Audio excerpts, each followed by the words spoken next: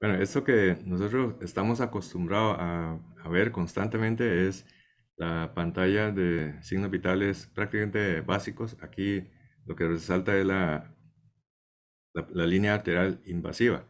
Y muchas veces, como sucede con la costumbre, como vemos la presión arterial en forma rutinaria y ya prácticamente no contemplamos la posibilidad de que existe un concepto que sería la interpretación de la línea arterial, a como existen cursos para interpretación de electrocardiografía.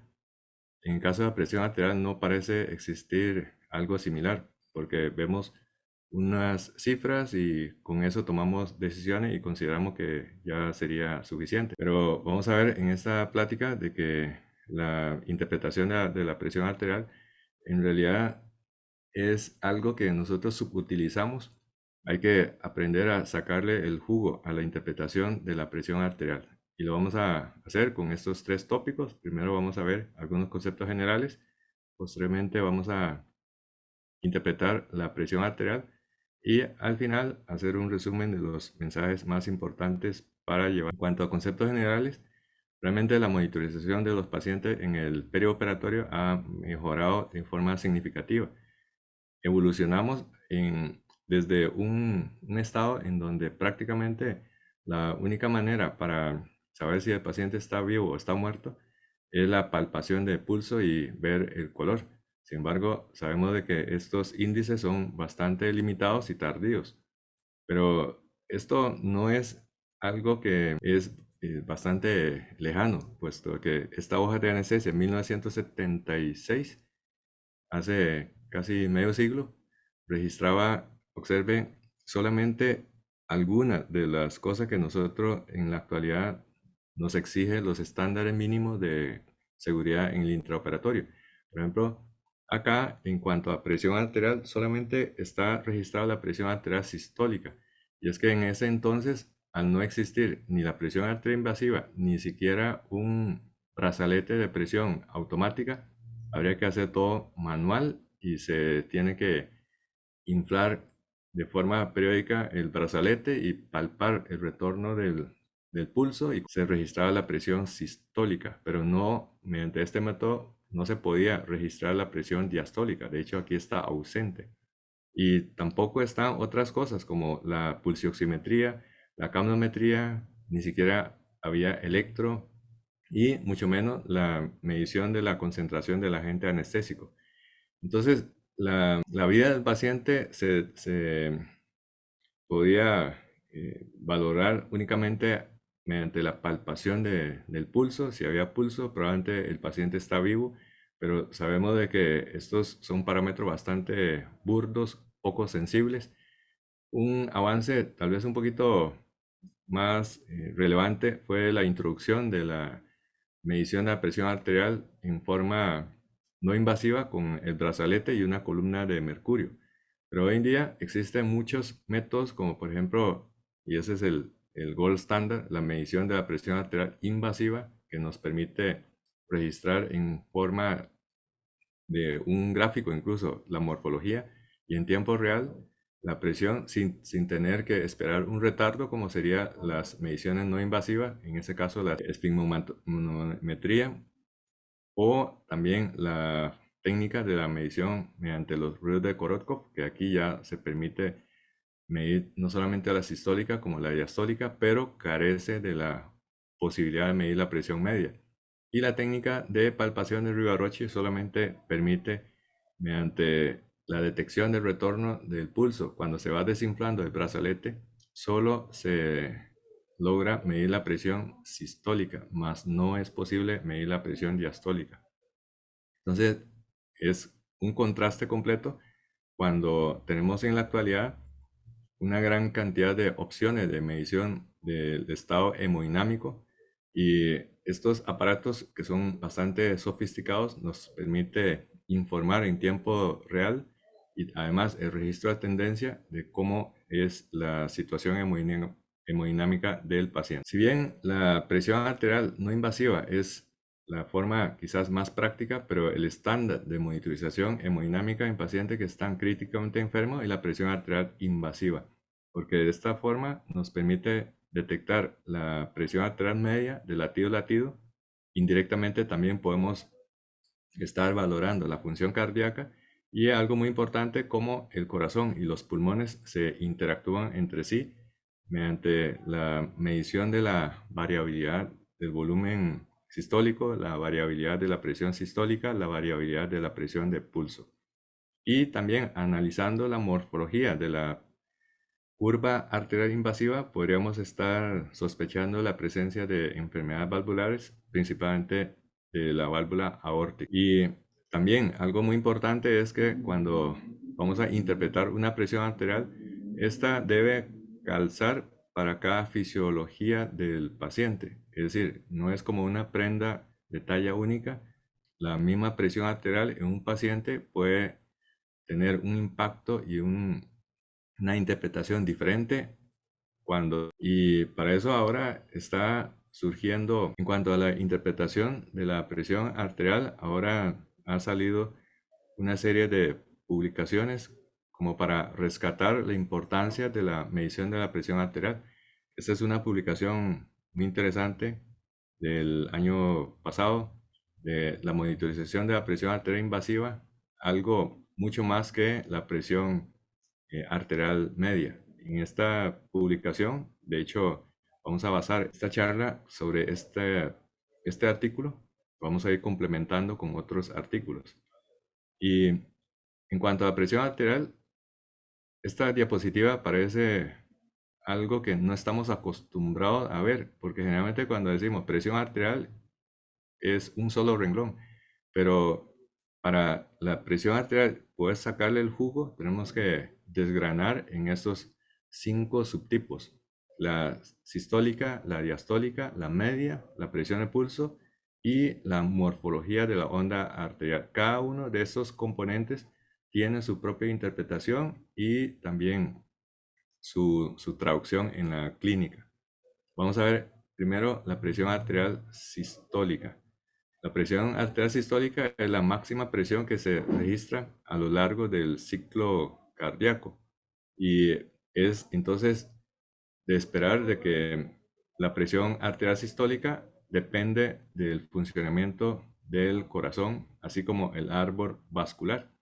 Entonces, una integración de cómo está el estado del corazón junto con lo que es el sistema vascular resultaría en este parámetro que es la presión arterial sistólica. Y desmenuzado, tenemos de que la presión arterial sistólica depende del volumen de eyección. Es lógico y esperable de que a mayor volumen de eyección tendríamos mayor presión arterial sistólica. También depende de la frecuencia cardíaca. Depende también del efecto amortiguador mecánico de la aorta y de la resistencia periférica. Aquí es algo muy importante decir de que si el corazón eyecta hacia un tubo rígido que además es completamente recto, entonces la morfología de la curva arterial sería una especie de rectángulo, pero en vista que la aorta es distensible y además se retrae, genera una onda que es la característica que estamos acostumbrados a ver. Este efecto amortiguador mecánico se entiende de la manera siguiente. Eso es lo que se le conoce como el efecto de Win-Kessel o el efecto de la bomba de aire o el amortiguador neumático. ¿Qué quiere decir? Cuando el corazón eyecta la sangre, entonces este bulto de sangre que está saliendo por la raíz de la aorta hace que la misma arteria, la aorta, se distienda cargando de presión y de volumen. Y después, durante la fase de diástole, se produce el retroceso elástico y ese volumen almacenado, que es el volumen amortiguado, junto con la presión, que sería la energía potencial, ahora mediante la retracción elástica continúa el bombeo. Es decir, el bombeo sistólico es a cargo del corazón, pero el bombeo diastólico anterógrado está a cargo de la bomba aórtica. Es un concepto que quizás no estamos acostumbrados a escuchar, pero esto permite de que el gasto cardíaco, a pesar que el corazón se contrae en forma intermitente, hace que el gasto cardíaco se mantenga prácticamente un flujo anterógrado continuo. Para entender mejor este concepto de la bomba de Winchester de la aorta, podemos ver en este esquema. Hay una salida de la sangre del corazón. Esto hace que se distienda las paredes de la aorta y se acumula sangre durante la sístole, pero no solamente se acumula sangre, sino que se acumula presión. Así es que el volumen inyectado por el corazón va a ser mucho mayor que el volumen que sale hacia la circulación periférica. Entonces, esta diferencia del volumen inyectado con el volumen que sale a la circulación sistémica se debe a este reservorio aórtico. Pero durante la fase de diástole, en donde ya la válvula aórtica está cerrada, esta sangre, este volumen de sangre que además está presurizado, ahora se va a exprimir de la aorta por el retroceso elástico. Recordemos que la aorta tiene gran cantidad de fibras elásticas y este retroceso elástico hace que continúe ahora el bombeo de la sangre durante la fase de diástole. Entonces, en sístole, la mayor parte del flujo hacia la circulación periférica se debe al bombeo cardíaco, mientras que durante la diástole es dependiente del retroceso elástico de la aorta. Esto es lo que se le conoce como el efecto de Winchester. Ahora, ¿en qué situaciones nosotros tenemos que pensar de que quizás el paciente ya no está tan bien, ya no está en la zona de confort hemodinámico? Sería aquel paciente que tiene una presión arterial sistólica de menos de 90 milímetros de mercurio, o aquí el concepto de que no hay una talla única, cuando el paciente ha tenido una caída de al menos 40 milímetros de mercurio en la presión arterial sistólica. Y la presencia de estos dos datos, una sistólica menor de 90 o una caída de más de 40 milímetros de mercurio, predice una reducción del volumen de eyección. Aquí vemos la gran utilidad de la interpretación correcta de la presión arterial sistólica. Sin tener un catéter Swan-Ganz, sin tener un pico o tener chita o tener un flotra o acumen, podemos estar infiriendo cómo está el volumen de eyección. De hecho, en muchas guías, la presión arterial sistólica se ha convertido en un objetivo de tratamiento en pacientes que tienen shock hipovolémico y cardiogénico, tratando de mantener que la presión arterial sistólica esté por encima de 90 milímetros de mercurio. Pero acá es la interpretación básica, un valor que lo da el monitor, pero podemos integrar ese concepto de derivar, o sea, sacarle el jugo. ¿Y cómo lo hacemos? Comparando la presión arterial sistólica contra la frecuencia cardíaca. Entonces ese es el concepto, y esa es la primera idea, el concepto de índice de shock. ¿Qué es el índice de shock? El índice de shock es, como su nombre indica, índice es una relación entre un numerador y un denominador. En el numerador va la frecuencia cardíaca y el denominador va la presión arterial sistólica. Es decir, el índice de shock es igual a frecuencia cardíaca entre presión arterial sistólica. Y aquí es importante de que ya una presión arterial sistólica menor de 90 y una caída de 40 milímetros de mercurio es señal de alerta, pero el índice de shock todavía tiene mucho más valor porque se ha utilizado como la bandera roja de alerta de que quizás el paciente no está en la zona de confort hemodinámico. Y el índice de shock entonces es igual a la frecuencia cardíaca entre la presión arterial sistólica. Vamos a poner un ejemplo. En esta pantalla uno podría estar tranquilo porque la presión arterial sistólica está en más de 90 milímetros de mercurio. Y uno se lleva la idea de que el paciente está muy bien. Pero si aplicamos el concepto de índice de shock, nos damos cuenta de que quizás la cosa no está tan bien, tan favorable. Porque ¿cuánto es el índice de shock en esta pantalla? Es igual a la sistólica y la frecuencia cardíaca. 134 de frecuencia cardíaca, 120 de sistólica. La división nos da un índice de 1.0 1.16. 1.16. Y este es el concepto índice de shock. Ha sido estudiado en múltiples ensayos clínicos y se ha utilizado el índice de shock como un parámetro para el reconocimiento temprano de sepsis en pacientes de servicio de emergencias. En esta publicación de Tony Berger y colegas, ellos encontraron de que hay un punto de corte que actuaría como una bandera roja.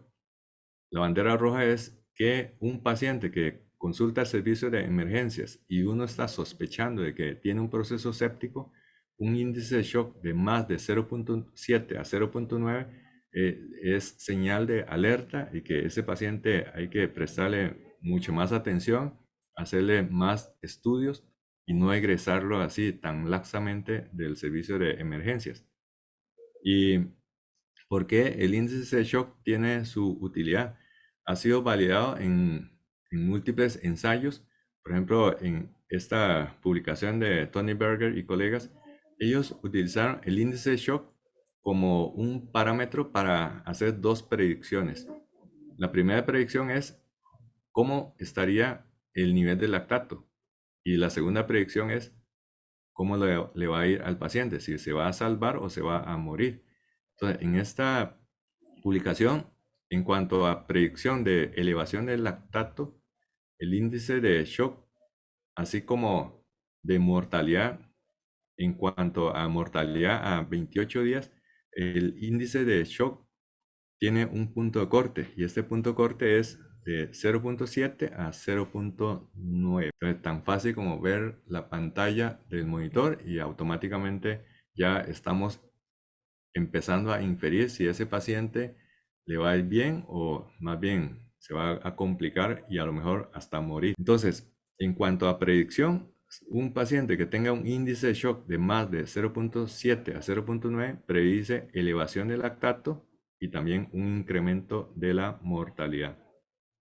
De hecho, también, inclusive en algunos protocolos, por ejemplo, en el estudio PROCESS, ya específicamente utiliza como una guía de resucitación hemodinámica que el paciente debe tener un índice de shock de al menos 0.8 como un parámetro para predicción de necesidad de fluidoterapia.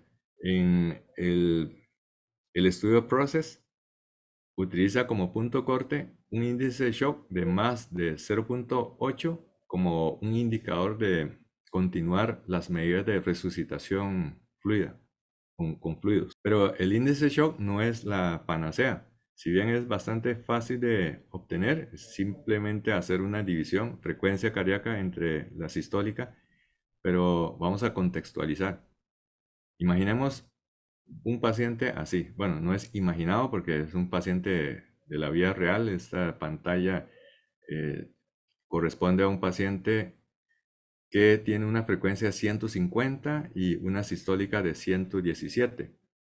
Entonces, eso significa que tiene un índice de shock de 1.28. O sea, el paciente está malísimo. Pero resulta de que si analizamos la captura automática de la pantalla, ese paciente lo que tuvo fue empezando con un ritmo sinusal y después aquí se disparó y lo que tiene es una taquicardia supraventricular. Esta taquicardia supraventricular, analizando ya con un electrocardiograma de 12 derivaciones, correspondió a un flóter atrial.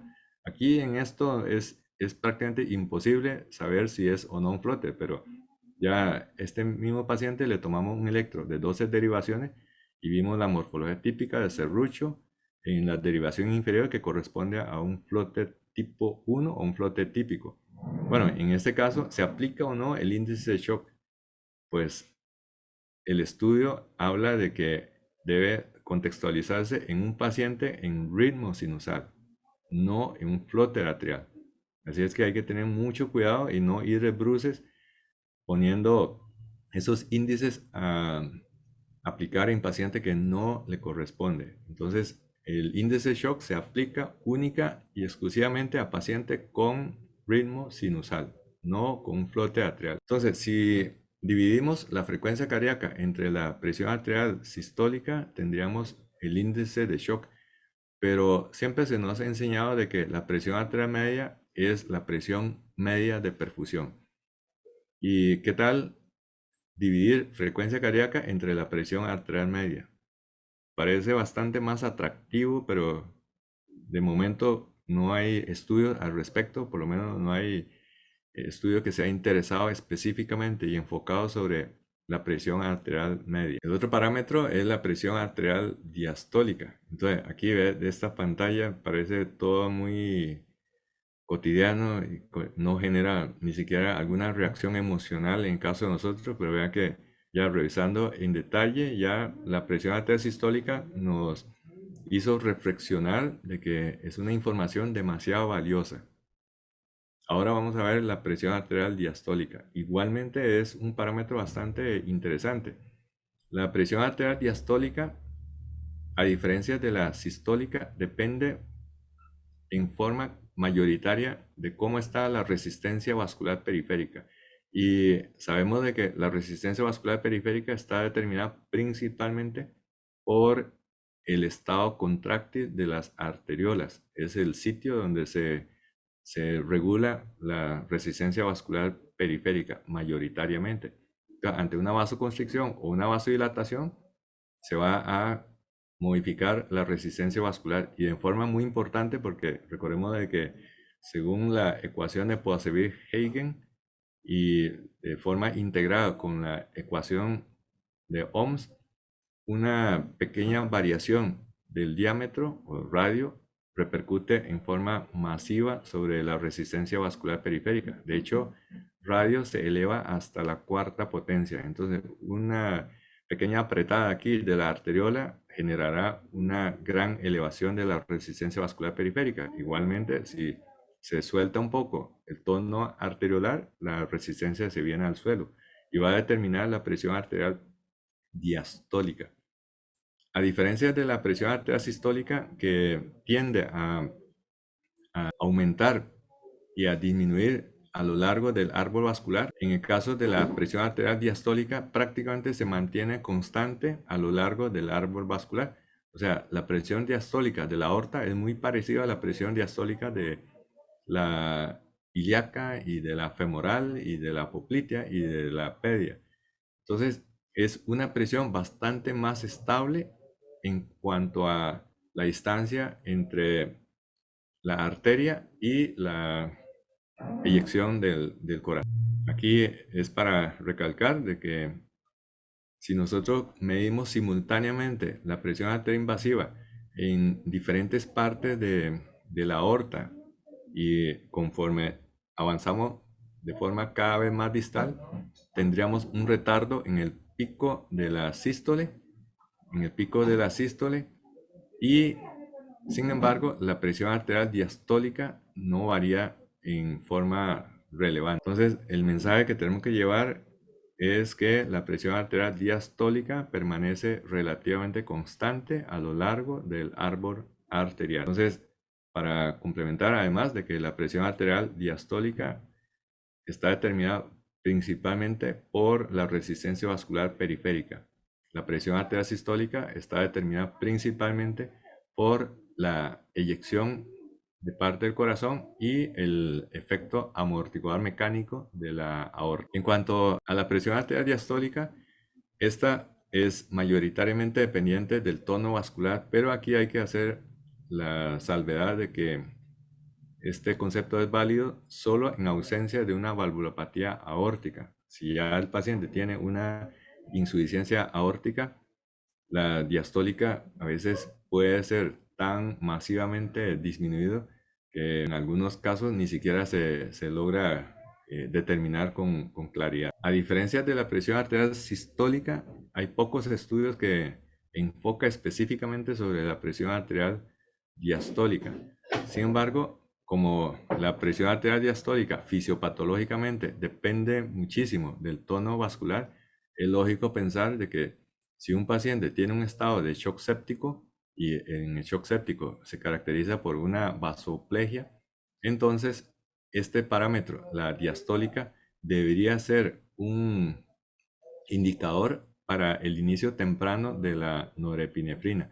Recordemos de que en shock séptico, como hay un estado de pérdida de tono vascular, el uso de norepinefrina en forma temprana y ojalá en la primera hora desde el momento de la detección de shock séptico encarrila al paciente a un mejor pronóstico en comparación con aquellos pacientes que fueron manejados en forma muy tardía con la infusión de norepinefrina. Entonces, el concepto que tenemos que llevar acá es que la presión arterial diastólica debe ser como una especie de reloj de alarma, porque una caída exagerada de la diastólica debería ser el detonante para un inicio temprano de la norepinefrina en shock séptico. Pero aquí es importante conocer cuál es el valor de la bandera roja. En caso de pacientes con shock circulatorio, una diastólica menor de 50 milímetros mercurio es indicación de que se ha activado la bandera roja. Y esto es especialmente cierto cuando se trata de paciente que está con taquicardia y más aún cuando se trata de un paciente con cardiopatía isquémica, con enfermedad arterial coronaria. ¿Por qué? Porque recordemos de que la perfusión miocárdica en el ventrículo izquierdo depende principalmente de la diferencia entre la presión diastólica de la aorta y la presión intraventricular. En este caso, vemos cómo durante la sístole la presión intraventricular es tan elevada que supera incluso la presión de la aorta en algunos tramos. Y esto explica por qué la perfusión del ventrículo izquierdo es apenas de un 10% durante la fase de sístole y el 90% restante de la perfusión miocárdica ocurre durante la diástole. Porque en la diástole la presión de la aorta, que básicamente determina la presión a nivel del ostión coronario, es mayor en comparación con la presión del espesor del ventrículo que se está relajando.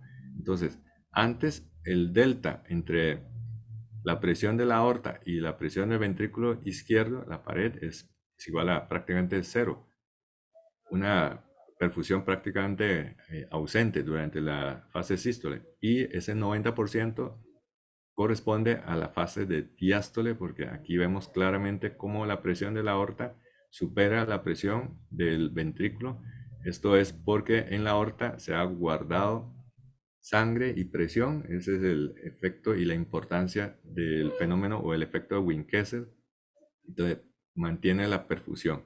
Y si en este momento la presión diastólica cae al suelo, es de esperar que el delta P para la perfusión miocárdica disminuye y vamos a tener una isquemia miocárdica. Y más aún si durante la taquicardia se acorta la fase de diástole. Como existe un concepto de índice sistólico de shock, o simple y sencillamente se abrevia como índice de shock, también existe otro que es el índice diastólico de shock. El índice diastólico de shock es igual a la frecuencia cardíaca entre la presión arterial diastólica.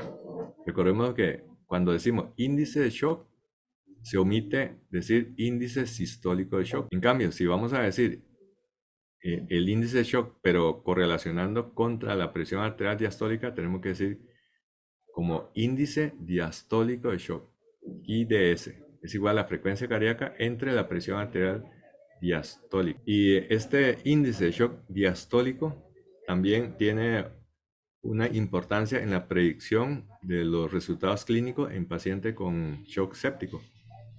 Si el índice de shock, más específicamente el índice sistólico shock, tiene como punto corte 0.7 a 0.9, ¿cuál sería el punto corte para el índice diastólico de shock?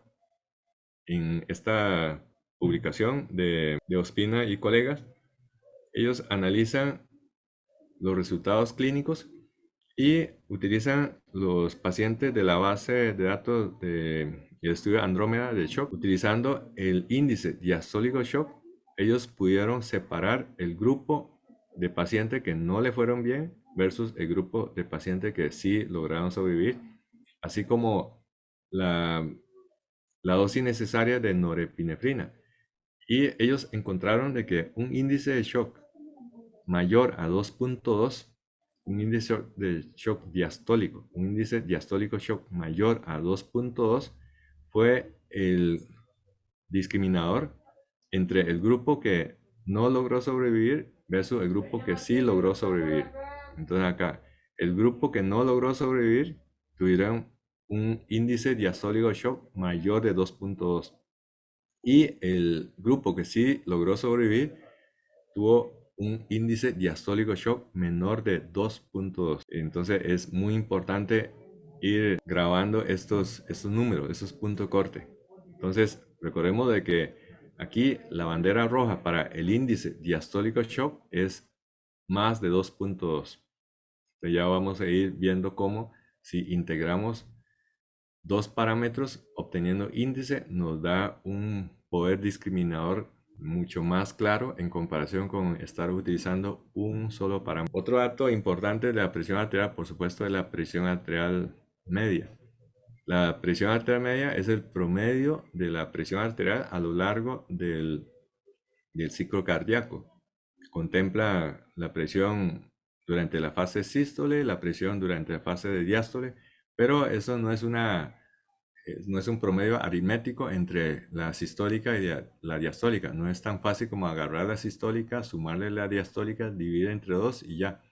Porque la onda arterial no es una curva, no es un gráfico rectangular, sino que tiene su morfología característica.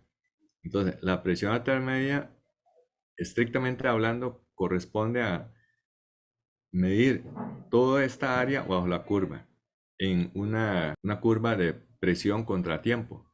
Entonces, esto si lo dividimos, lo pintamos de color amarillo, es el área bajo la curva. Y la presión arterial media es toda esta área bajo la curva. Ahora, entonces lo dividimos sacándole el promedio. Entonces, esta sería la presión arterial media, que es el promedio de las presiones a lo largo del ciclo cardíaco. ¿Y por qué es importante la presión arterial media? Muchas veces decimos que la presión arterial media es importante porque la presión de perfusión promedio al resto de los órganos. Pero también algo muy importante es que la presión arterial media es el factor que impacta más sobre los vasoreceptores. Hay vasoreceptores a nivel de la aorta y hay vasoreceptores a nivel de la carótida, específicamente en el seno carotidio. El principal determinante de el estado de activación o de reposo del seno carotidio es la presión arterial media. Entonces, una caída de la presión arterial media activará los vasoreceptores y esto va a generar una respuesta refleja que va a tratar de mantener la presión arterial media a pesar de cambios de la condición periférica. ¿Y cuál es la bandera roja en cuanto a la presión arterial media? De hecho, cuando se hace una encuesta de a qué se refiere hipotensión, donde hay más congruencia en publicaciones es en referencia a la presión arterial media. Una presión arterial media de menos de 65 milímetros de mercurio, en algunos habla de 70 milímetros de mercurio, se define como hipotensión. Entonces, para recordar cuánto es el punto de corte para considerar que un paciente está hipotenso, una presión arterial media menor de 65 a 70 milímetros de mercurio. Es bandera roja, eso indica de que quizás el paciente no está tan bien en la zona confort hemodinámico. ¿Y por qué es importante? Aparte de que es el determinante más relevante en cuanto a respuestas de los vasoreceptores, también tiene que ver con la perfusión en órganos críticos. Y los órganos críticos, que son de perfusión preferencial, tienen la característica de que su perfusión no es una línea recta de proporcionalidad con respecto a la presión, sino que más bien tiene forma como de una silla de playa. Acá vemos la curva de un órgano preferencial, como sería el cerebro. Igualmente existe para el riñón, igualmente existe para órganos como el hígado. Entonces, esta forma tan característica de el flujo sanguíneo a ese órgano versus presión arterial media se debe al mecanismo de la autorregulación. Vamos a ver cómo se interpreta y cuál es la importancia de este gráfico. Entonces, observe que cuando la presión arterial media está por debajo de 70 milímetros de mercurio, la presión de perfusión cerebral es flujo dependiente. Flujo dependiente. A menor presión media, menor flujo sanguíneo cerebral. Y menor de 30 cc por minuto por cada 100 gramos de tejido cerebral se considera una presión de perfusión crítica. A partir de ahí, hay una hipoperfusión cerebral que va a impactar en forma negativa el desenlace del paciente. Si el flujo sanguíneo cae de 50 hasta 30 mililitros por minuto por cada 100 gramos de tejido cerebral, todavía no hay datos de sufrimiento neuronal. Y esto es lo que se le conoce como la reserva o la capacidad de reserva de flujo sanguíneo cerebral. Esto es a expensa de un aumento de la extracción del oxígeno. Pero si supera la presión media por encima de este punto de quiebre, entonces, aun cuando la presión continúa subiendo, el flujo sanguíneo cerebral se mantiene constante. Esto es la autorregulación del flujo sanguíneo cerebral. Y a partir de otro punto de quiebre, que es de alrededor de 150 o 160 milímetros de mercurio, el flujo sanguíneo se vuelve nuevamente presión dependiente, porque ya la capacidad de los esfínteres de la arteriola ya es incapaz de soportar ese embate de la presión y el flujo se vuelve nuevamente proporcional a la hipertensión. Esto genera un estado de hiperperfusión con hiperemia y también daño. Esto ocurre también en el riñón, nada más que en lugar de sufrimiento del riñón sería la capacidad del riñón de procesar y de filtrar y depurar sustancias de desecho. Este gráfico en silla también no es lo mismo en el caso de un paciente normotenso que un paciente hipertenso. Un paciente con hipertensión crónica, esta silla se corre hacia la derecha. Entonces, en los pacientes hipertensos necesita presión media mucho más alta en comparación con un paciente previamente normotenso. Por eso el concepto de que no hay, en el caso de la presión arterial, una prenda de talla única para todos. Como ya habíamos mencionado, que la lectura de la presión arterial es algo más que un par de cifras, la diastólica, la sistólica y la media. Realmente ahora existen muchos índices y parámetros que se puede aplicar para sacarle el jugo a esta información. Ya habíamos revisado sobre algunos conceptos de la presión arterial sistólica, la diastólica y la media, que son los conceptos tradicionales. Ahora vamos a revisar lo que es la presión de pulso. La presión de pulso, como sabemos, se trata de la diferencia que existe entre la máxima y la mínima, la presión sistólica y la presión diastólica. Y esto refleja una interacción entre lo que hace el corazón expulsando el volumen de eyección y el sistema vascular, que es el que se encarga de alojar este volumen eyectado. De tal manera que la presión de pulso sería el resultado de el volumen de eyección y la impedancia aórtica. Existen otros parámetros que determinan la presión de pulso, pero en condiciones usuales, la mayor parte de la presión de pulso está determinada por estos dos factores. En el caso, por ejemplo, de lo que se ve en esta pantalla, vemos como aquí hay la sistólica, la diastólica. Entonces, la presión de pulso es equivalente a la resta de la presión sistólica, en ese caso 120. Le restamos la presión diastólica, 66, y nos da una presión de 54 milímetros de mercurio, que es la presión diferencial. Esta presión diferencial le llamamos la presión de pulso o el delta P, que es la oscilación entre la máxima y la mínima. Esta presión de pulso muchas veces nosotros la ignoramos porque como no aparece desplegado en la pantalla y generalmente tenemos que hacer un ejercicio mental de sacar el número, la ignoramos. Pero la presión al pulso es muy importante. De hecho, como ya veníamos mencionando, hay banderas rojas en cuanto a ciertos números de la presión arterial. En este caso, la bandera roja se debe de izar cuando la presión de pulso está por debajo de 40 milímetros de mercurio. Un ejemplo lo podemos ver en esta pantalla. Se trata de un paciente con un shock séptico refractario con dependencia de alta dosis de norepinefrina. Observe que está además con un cuadro de fiebre muy marcado. También tiene hipercapnia y esta presión es sostenida por la infusión de norepinefrina a más de 1 microgramo por kilo por minuto. De hecho, aquí el electrocardiograma tampoco se ve muy decente. Tiene una onda de pulsioximetría que está aplanada con un índice de perfusión bastante bajo a juzgar por esta única estrella cuando debería contar con 3 estrellas o asteriscos. Entonces tenemos un caso en donde la presión está relativamente baja y acá hacemos una resta para saber cuánto es la presión de pulso.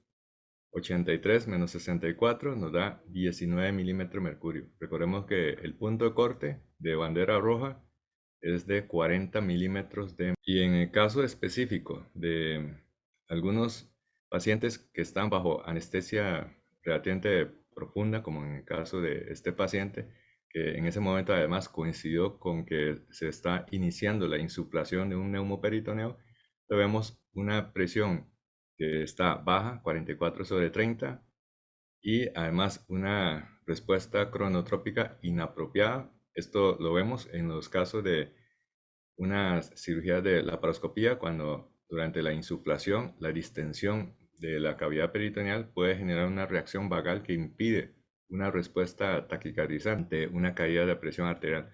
Por eso en este caso, si sacamos la presión de pulso, en este caso sería de 44 menos 30 igual a 14 milímetros de mercurio. Bandera roja, más de 40 milímetros de mercurio es lo que se espera en una persona con una condición hemodinámica satisfactoria. Obviamente esto es algo transitorio, se puede corregir insuflando a una presión más baja y también una velocidad mucho más lenta de insuflación del neumoperitoneum. Para recalcar algunos puntos de interés, la presión de pulso cuando está por encima de 40 milímetros de mercurio predice una pobre respuesta a la fluidoterapia. Eso es importante porque muchas veces nosotros nos aliamos únicamente de algunos parámetros mucho más avanzados, como por ejemplo la variabilidad de volumen de eyección, la colapsabilidad de la vena cava o la variabilidad de la presión de pulso o la variabilidad de presión sistólica, que en muchos monitores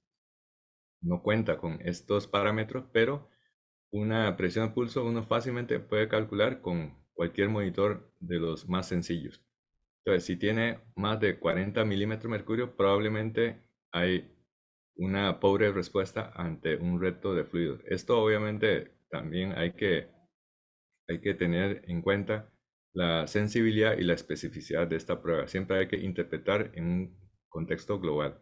Y si la presión de pulso está por debajo de 40 milímetros de mercurio, esto predice una reducción de volumen de eyección o la presencia de una disfunción diastólica. O en el caso, por ejemplo, del paciente que tiene función valvular, en ese caso una valvulopatía aórtica, también puede indicar la presencia de una regurgitación como consecuencia de una insuficiencia aórtica. Es importante aquí mencionar de que la presión de pulso está determinada por una interacción entre lo que eyecta el corazón y lo que sería la capacidad de alojar este volumen por parte del sistema vascular arterial. Esto es lo que se le conoce como el acoplamiento ventrículo arterial. Es muy importante entender este concepto y a veces pasamos por encima este concepto y ahí es donde aparecen los baches en el entendimiento de la monitorización hemodinámica. ¿Qué es esto de acoplamiento ventrículo arterial? Es un concepto que en pocos libros enfatiza. De hecho, parece que esta impopularidad del concepto de acoplamiento ventricular arterial es porque la manera como se explica hace que el público le cuesta entender qué es eso de acoplamiento ventricular arterial. Lo vamos a simplificar de la siguiente manera. El corazón eyecta un volumen y este volumen va a ir al árbol vascular y este árbol vascular va a alojar este volumen. Entonces, podríamos hacer la analogía de una prenda con el cuerpo. Entonces, si tenemos el cuerpo, que en ese caso sería equivalente al volumen de eyección, y la prenda, que sería la capacidad del árbol vascular para alojar el cuerpo, entonces si tenemos una prenda excesivamente grande para un cuerpo que es normal, entonces hay un desacoplamiento ventrículo arterial. Ventrículo del cuerpo, arterial, la prenda. Como en el caso, por ejemplo, de una vasoplegia. Acá, obviamente, el manejo no sería engordar el cuerpo, sino más bien cambiar por otra talla, otra prenda un poco más pequeña para ajustar mejor. Igualmente, cuando hay una vasoconstricción excesiva ante un cuerpo que tiene un tamaño normal, vamos a encontrar también un acoplamiento ventriculoarterial inapropiado, en ese caso secundario a una vaso. Muchas veces tenemos pacientes que están hipovolémicos y tratamos esta hipovolemia a punta de fenilefrina o de norepinefrina. Entonces, esto significa de que estamos manipulando inapropiadamente el concepto de acoplamiento ventrículo arterial.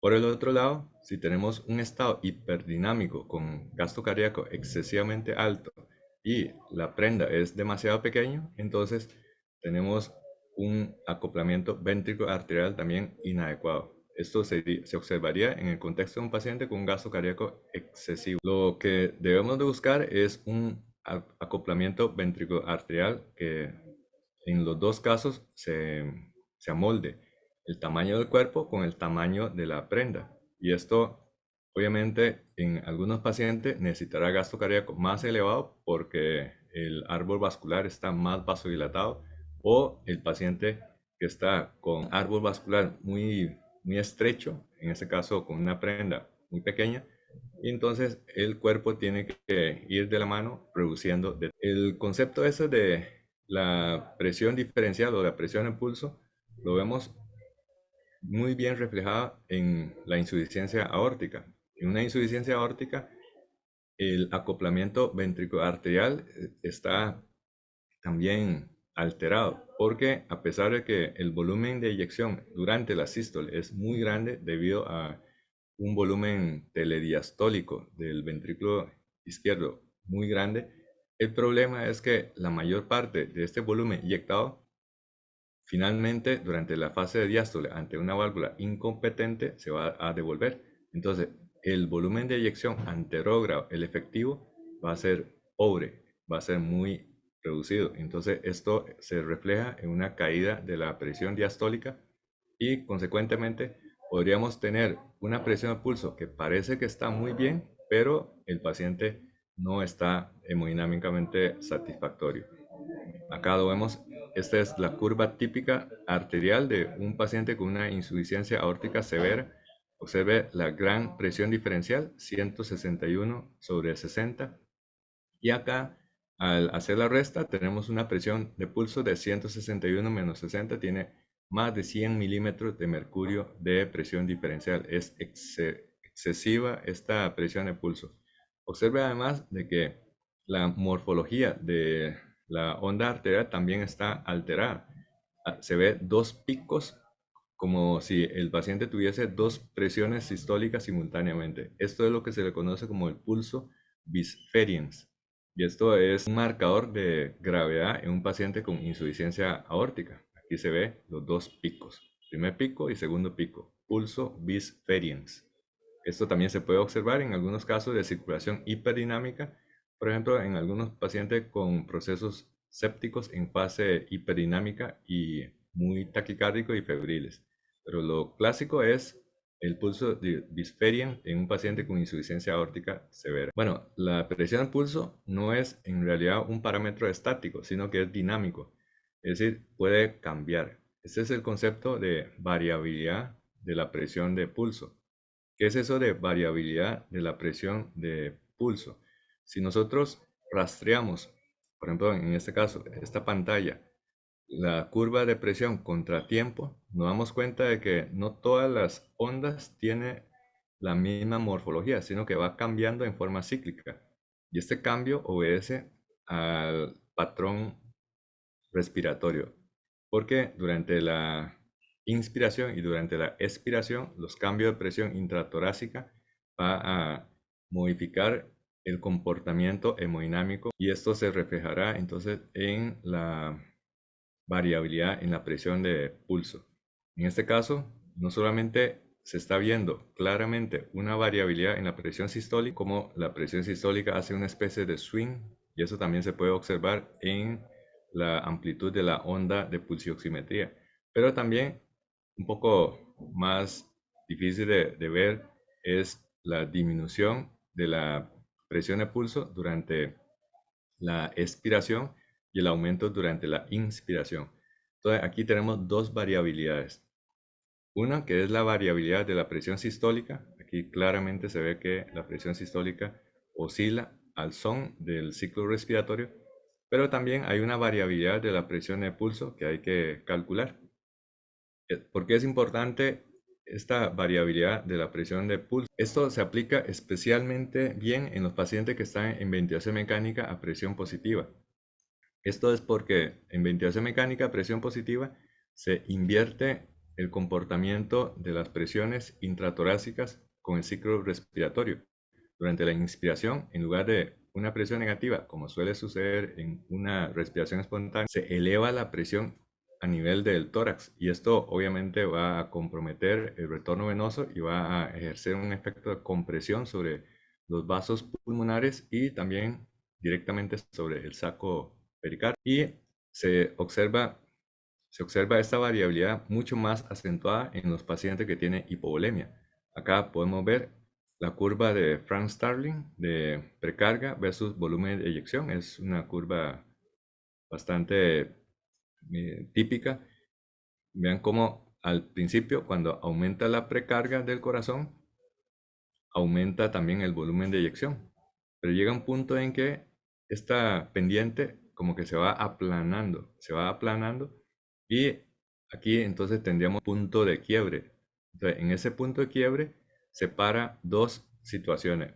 La primera, que es de respuesta a precarga, con aumento de precarga, se reflejará en un aumento de volumen de eyección, pero a partir de ese punto de quiebre se horizontaliza la curva de precarga versus volumen de inyección y a partir de ese momento ya no vamos a ver una mejor respuesta hemodinámica con un reto de volumen.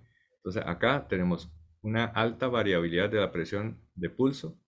Este es un paciente que es precarga respondedor. Aquí se puede observar cómo hay un swing al son de la respiración y acá vemos cómo todas las ondas están más o menos de la misma altura. Entonces, en este caso hay una baja variabilidad y este es el paciente que no es respondedor de precarga de fluido. Esto es algo muy útil. De hecho, no necesariamente tendríamos que administrar un volumen de fluidos al paciente para darnos cuenta de esto. Podemos hacer la maniobra de la elevación pasiva de las piernas y esto equivale a una autotransfusión por redistribución de la volemia de las piernas hacia la circulación central, equivalente a aproximadamente darle un reto de unos 500 cc de sangre como fenómeno de autotransfusión. Es decir, se elevan las piernas y de esta forma se exprime la sangre de las venas de las piernas y esto aumenta el retorno venoso y estaríamos preguntando al paciente en qué punto se encuentra en la curva de Frank Starling. Acá, entonces, para recordar, es un paciente con alta variabilidad, respondedor de precarga, mientras que aquí prácticamente no hay variabilidad, no va a ser respondedor de precarga. Esto tiene que ser con un paciente que está en ventilación mecánica a presión positiva y que no esté haciendo esfuerzos inspiratorios espontáneos. Y por el otro lado, en caso de ventilación mecánica debe estar recibiendo un VAC de al menos 6 cc por kilogramo. Es decir, no se aplica cuando se ventila al paciente con la estrategia de hipercapnia permisiva con volúmenes de aire corriente excesivamente bajo. Acá podemos ver entonces la fisiopatología de la variabilidad de la presión de pulso. Esa es la curva de presión de la vía aérea. Durante la inspiración aumenta, durante la expiración se despresuriza. Y esto va a cambiar dos parámetros, un aumento de presión intratorácica y un aumento de presión transpulmonar. Y esto va a producir un impacto en el ventrículo derecho y el ventrículo izquierdo. En caso del aumento de presión intratorácica, repercute en ambos ventrículos y lo mismo la presión transpulmonar en ambos ventrículos. Y va a resultar en un aumento del volumen de eyección durante la inspiración y esto se va a reflejar en un aumento de la presión arterial. Y durante la expiración, el volumen de eyección disminuye y la presión arterial también va a disminuir. En otras palabras, si pasamos acá una barra de comparación, nos damos cuenta de que en la inspiración la presión es más alta en comparación con la expiración. Esto obviamente en un paciente en ventilación mecánica a presión positiva. No se debe confundir con un paciente respirando espontáneo. Entonces, para recordar, en ventilación mecánica a presión positiva, para recalcar a presión positiva, es un paciente que está intubado. Ventilación mecánica, la presión arterial sube en inspiración y baja en expiración. Y eso se va a traducir entonces en este comportamiento cíclico de variación de las presiones durante la inspiración y durante la expiración. Recordemos de que durante la inspiración a presión positiva aumentan las presiones. Durante la expiración a presión positiva disminuyen las presiones. Entonces, aplicando esta fórmula de variabilidad de presión pulso, que es la presión diferencial, o sea, la presión al pulso, la máxima y la mínima, y le restamos la presión de pulso media, que es la suma de máxima más la mínima dividido entre 2. Y esto entonces nos va a arrojar un resultado que se puede expresar en porcentajes. Y ese porcentaje nos va a servir como alerta de bandera roja. Cuando la variabilidad de presión de pulso implica un cambio en el manejo del paciente, cuando este valor está por encima del 13%. Recordemos de que a mayor variabilidad, mayor va a ser la probabilidad de que el paciente responda a un aumento de la precarga mediante un reto de fluidos. Y existen algoritmos para el manejo del paciente de acuerdo a la variabilidad de la presión de pulso. Si tiene más de 13%, probablemente sea uno que responda a volumen, siempre y cuando no tenga fallo ventrículo derecho o que tenga una hipertensión intraabdominal. Si está entre 9 y 13%, probablemente si el paciente está en ventilación mecánica y tiene inestabilidad hemodinámica, quizás hay que considerar cambio de volumen tidal para minimizar el impacto hemodinámico de la ventilación mecánica a presión positiva. Y si tiene una variabilidad de menos de 9%, esto se consideraría un paciente con una variabilidad aceptable y es poco probable que vaya a responder a fluidoterapia. Una información que a veces se nos va de la mano y se nos olvida que la presión arterial es algo más que unas cifras, unos números, es el análisis de la morfología de la onda arterial. De hecho, si uno tiene el cuidado de examinar la onda arterial como si fuese un electrocardiograma, en donde usted analiza la morfología de la P, del complejo QRS, del segmento ST y T, y también los intervalos, pero en el caso de onda arterial también deberíamos aplicar un trato similar, es decir, tenemos que exprimir el jugo a una onda arterial, no solamente quedarnos con que las sistólicas tanto, la diastólica tanto, la media es tanto. Esto es porque dependiendo de la morfología, nosotros podremos sacar conclusiones de cómo está el acoplamiento ventricular-arterial, inclusive cómo está la resistencia vascular periférica. ¿Y por qué sucede esto? Porque cuando el corazón eyecta, no está bombeando a un cilindro que no es distensible y que además es un cilindro recto, sino que más bien el árbol vascular es distensible, es también contráctil y por el otro lado tiene curvaturas y tiene bifurcaciones. Entonces, eso hace que cuando se eyecta un volumen, primero va a propulsar hacia adelante este volumen, pero después cuando choca con las paredes de una curva o de una bifurcación, va a producir una onda reflejada. Y esta onda reflejada va a colisionar contra la onda anterógrada y esta interacción resulta en la incisura dícrota. Y esta interacción va a resultar en la incisura dícrota que dependiendo de en qué momento colisionan ambas ondas, vamos a tener una incisura dícrota que está muy alta en la parte media o en la parte inferior. Entonces, acá tenemos un caso en donde cuando se eyecta la sangre hay un buen acoplamiento ventricular-arterial y la incisura dícrota está en el tercio medio de la onda de la presión de pulso. Pero cuando está el árbol vascular muy vasodilatado, va a producir una onda reflejada que es de baja amplitud y esto va a resultar en una incisura dícrota muy baja. Por el otro lado, cuando el árbol vascular está con una altísima resistencia, hace que el choque de la onda anterógrada con la onda reflejada resulte en una incisura dícrota muy elevada, como se ve en este caso. Entonces, para entender mejor este concepto, vamos a repasar las partes que compone una curva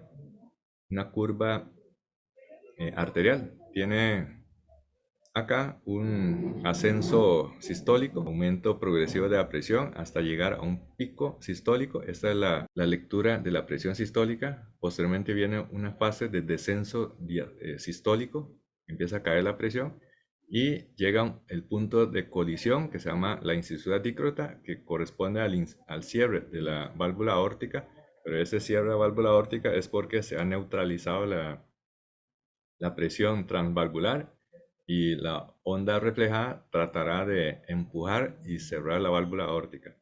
Después de eso viene una fase que se llama el vaciado diastólico y finalmente viene el número más bajo de presión que se llama el nadir o también se le conoce como la presión diastólica. Es lo más comúnmente conocido como la presión diastólica. Entonces tenemos un máximo que es el pico sistólico y un mínimo que es el nadir diastólico.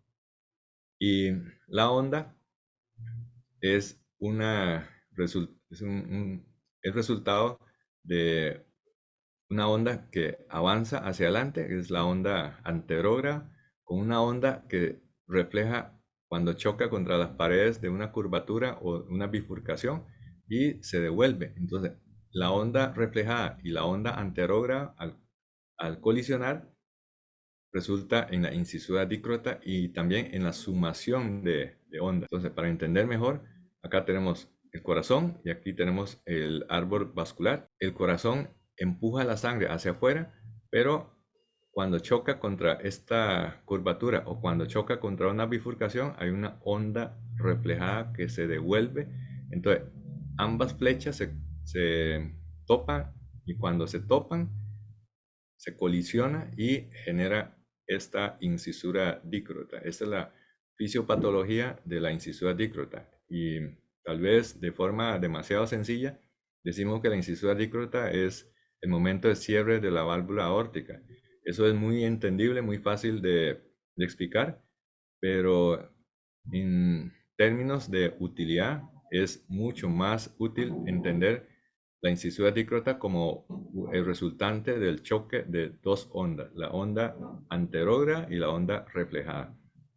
Y de hecho, a modo de perla, la altura de la incisura dícrota nos permite una estimación de la resistencia vascular sistémica. Aquí tenemos una onda normal, Aquí está la altura de la incisura dícrota, pero acá tenemos una resistencia vascular que es más alta en comparación, por ejemplo, que esta otra curva en donde la incisura dícrota se encuentra en un punto mucho más bajo en comparación con este otro punto. Entonces, a igualdad de presiones sistólica y diastólica, pero son dos pacientes con hemodinamia diferente. Acá en azul es un paciente que tiene alta resistencia vascular sistémica y en verde un paciente con una baja resistencia vascular sistémica. Para entender mejor y que no quede ninguna duda, entonces tenemos una onda acá que ha sido la onda que se eyectó. Aquí tendríamos esta onda, pero hay otra onda retrógrada, es la onda reflejada que está acá. Entonces, cuando ambas ondas se colisionan, resulta en esa incisura dícrota. ¿Y qué pasa con un paciente que está con un estado de hipovolemia? Entonces, cuando la onda reflejada choca, resulta de que choca, pero con una onda reflejada muy débil. Aparte de que la presión está baja, pero la onda reflejada también tiene un volumen bajo y una presión baja. Entonces va a resultar en una incisura dícrota igualmente baja. Entonces ya en la parte de práctica vemos esta onda que está amplificada aquí en algunos monitores. En este caso es un monitor General Electric. Aquí usted puede aumentar la amplitud de la curva y también la escala para poder discernir mejor cada una de las fases. Entonces, esta máxima y esta mínima sería la presión de pulso. Y esta presión de pulso podríamos fragmentar en tres áreas. Entonces, al fragmentar esas tres áreas, de dónde se encuentra la incisura dícrota, podemos decir que el paciente está vasoconstreñido, normal o vasodilatado. Acá vemos cómo la incisura dícrota está en el tercio inferior, es un paciente vasodilatado. Y esto corresponde también con esa presión diferencial, esa presión de pulso también bastante amplio, que está casi en 80 milímetros de mercurio. Acá en esta pantalla vemos la incisura dícrota que está bastante baja. Inclusive la incisura dícrota está por debajo del nadir diastólico. Esto parece como algo contraintuitivo, que la presión diastólica, que debería ser la presión más baja del circuito en el ciclo cardíaco, pero en los pacientes profundamente vasodilatados, los vasoplégicos, el nadir diastólico puede incluso ser más alto que la incisura dícrota, que correspondería a la presión telesistólica del ventrículo izquierdo. Y cuando vemos este comportamiento, deducimos de que el paciente tiene una baja resistencia vascular sistémica. Esto es con respecto a la onda arterial, pero de forma análoga también podríamos aplicar para la onda de fotopletismografía, es decir, la onda del pulsioxímetro. De hecho, hay clasificaciones de los patrones de la onda de pulsioximetría. Y podemos ver acá que corresponde a una onda de pulsioximetría con una incisura dícrota que está por el suelo. Por el otro lado, después de administrarle tratamiento o modificación terapéutica, ven cómo la incisura dícrota se levantó. Entonces aquí podemos comparar antes del tratamiento, después del tratamiento. Entonces aquí la incisura dícrota está por el suelo, aquí la incisura dícrota levantó. Eso significa de que su resistencia vascular sistémica ha aumentado. Este es un caso que tuve hace un tiempo de una paciente con COVID y estaba para una cesárea. La paciente en realidad estaba desde el punto de vista respiratorio bastante bien. Fue una cesárea programada y estaba tomando la foto de pantalla con cámara GoPro, entonces la calidad no es tan buena, pero es ilustrativo. Acá vemos la incisura dícrota de la paciente antes de ponerle bloqueo espinal. Ven cómo la incisura dícrota está bastante decente. está en el tercio medio. Sin embargo, después de ponerle el bloqueo neuroaxial y antes de que se desbarrancara la presión, aquí ya vemos un cambio muy importante. El nadir diastólico está más alto que la incisura dícrota. Eso significa que la paciente se vasodilató. Entonces, en ese instante, y ya había ciclado la primera presión y ya estaba baja la presión, entonces le fui poniendo bolos de fenilefrina de 50 en 50. Aquí ya le puse un bolo de fenilefrina y antes de que ciclara la presión, ya vi la respuesta terapéutica de la fenilefrina. ¿Por qué? Porque la incisura dícrota se levantó y eso usted lo tiene en tiempo real. Es a diferencia de la presión no invasiva que te cicla cada 5 minutos, pero acá con la onda de pulsioximetría uno tiene una monitorización en tiempo real de la respuesta de la fenilefrina. Y después de que pasó el efecto de la fenilefrina, ya levantó la presión, pero aquí ya estaba pasando nuevamente el efecto de la fenilefrina. Vea cómo la incisura dícrota otra vez empezó a caer. Y esta caída fue antes del cambio en la presión arterial. Esto lo tenemos en forma continua, mientras que la presión arterial no invasiva lo tenemos en forma intermitente, usualmente cada 5 minutos. Y con esto entonces le puse, antes de que ciclara la presión, le puse otro bolo de fenilefrina y aquí se ve claramente cómo otra vez la incisura dícrota se levantó. Y ya al puro final de la cirugía, de la cesárea, el bloqueo neuroaxial desde el punto de vista hemodinámico va a ir disminuyendo el impacto y aquí se ve una incisura dícrota ya bastante decente y esta incisura dícrota ya no estaba artificialmente levantada por la fenilefrina, sino más bien porque estaba evanesciendo el bloqueo simpático de la... Aquí se puede ver la tendencia de la amplitud de la onda de pulsioximetría y aquí claramente después del bloqueo empezó a aumentar la onda de pulsioximetría, eso es por la vasodilatación medicamentosa, farmacológica, como consecuencia de la simpaticolisis. Y después, cuando va a ir disminuyendo el efecto simpaticolítico, también concomitantemente se fue disminuyendo la amplitud de la onda de pulso. Ya la paciente en recuperación, acá se ve la incisura dícrota que está todavía un poco caída la incisura dícrota, pero ya aquí no estaba necesitando de más vasoconstrictores. Bueno, todo esto que hemos hablado de interpretación de la línea arterial es la mitad del cuento, porque lo que analizamos es la parte macrocirculatoria.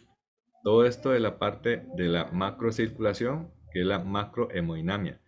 Pero no hay que olvidar de que la otra mitad del cuento es la microcirculación o la microhemodinamia. Y eso tiene que ver ya a nivel microcirculatorio más allá de la presión arterial.